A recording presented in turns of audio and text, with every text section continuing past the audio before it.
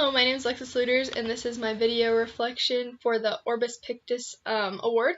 The title that I've chosen is called Animals by Numbers, a book of animal infographics. If you can see it, author Steve Jenkins, as well as the illustrator.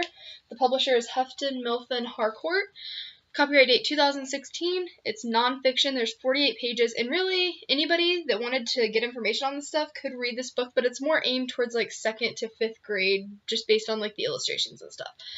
So this nonfiction book actually addresses many interesting facts about these many different species, things that these children might not have even heard of. It also introduces many different animals that they might not have heard of before, or like microbes that live in like the ocean and stuff like that. So it's really cool to introduce these kids. So while kids are reading these captivating facts about species, they're also becoming more educated than they could ever even imagine. So that's really cool. So each of these different species plays a major role in making this book so fact-filled just by compare and contrast of the many different animals.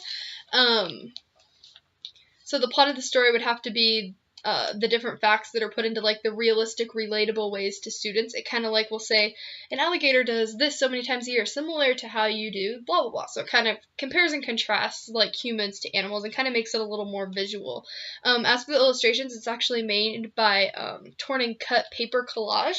So as you can kind of see here, the hippo, you can see that it's actually made by him just putting those together himself. So that's really cool, as well as computer graphic designs for the like as you can see here, all the many different like graphs and stuff. So that's really cool as well. The setting for this book would just have to be like the overall general population of where these animals live and kind of take place and stuff like that. So that's kind of helpful as well, just to be introduced to where they survive and live in their everyday life. So the theme of this book is to educate students on the many different species living in our world. So it is important that these students are aware of the many different species and what they're all capable of and how they live and how they survive and living conditions, what they eat, how many there are, just stuff like that is really, really important. So all this information is introduced in a very captivating way through the graphs and the charts and the illustrations. So one graph that was really stood out to me was this one, and it kind of shows how much of each species actually lives in our world. So as you can see here, the insects actually take up over half of our world, and it kind of gives fun facts such as like how many, like the weight of like how many insects there are compared to humans in the world and stuff like that. So that's really kind of would captivate a child's attention and put it into relatable terms of, oh, there's this many insects because there's this many humans in the world, or so on and so forth. Another interesting fact that I kind of came across was this one. It talked about the deaths and stuff. So we all tend to think that sharks actually contribute to most of the deaths in the world, but actually it's only contributed to 10 deaths in the world.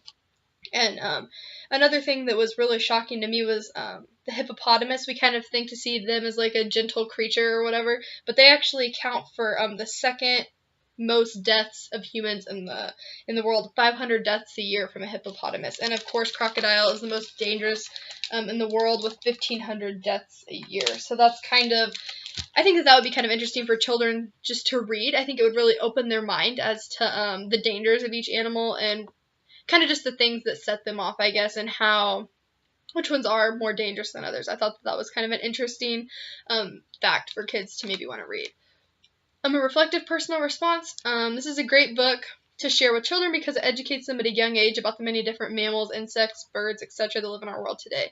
So reading this book, children will come across many different like eye-opening facts about these different animals. So that's super important, as well as I mentioned before.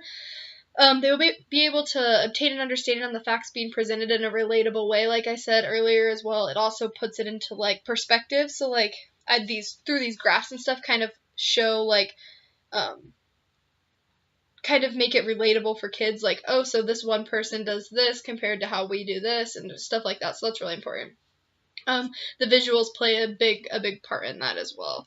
So after reading this, students will become way more aware of the wildlife around them and the many different species and all that kind of stuff, how they go about their day-to-day life. So this kind of reminded me of an animal facts book from when we were little, From Head to Toe by Eric Carle, how it introduces the like basic animals like the giraffe, the penguin, the bird, the gorilla, stuff like that. So it kind of introduces the basic animals, and then maybe as kids got older, they could go ahead and read this book, and it just spits out a few more like facts facts about this kind of stuff. So I thought that that was really important as well. An activity that students could do following this book would be create a book of their own. Maybe just title it The Animals by Numbers, and then they'd pick out a few of their favorite animals that they found from this book, maybe like 5 to 10, and then they would go ahead and just write like a fact about that they learned, or one really important thing that they thought about while reading about this new animal that they found, or an animal that they already knew, and a new fact that they wanted to write about. So just kind of reflecting back on what the book taught them and putting it into their own words, I think is really important. So this is my Orbis Pictus video reflection. Thank you.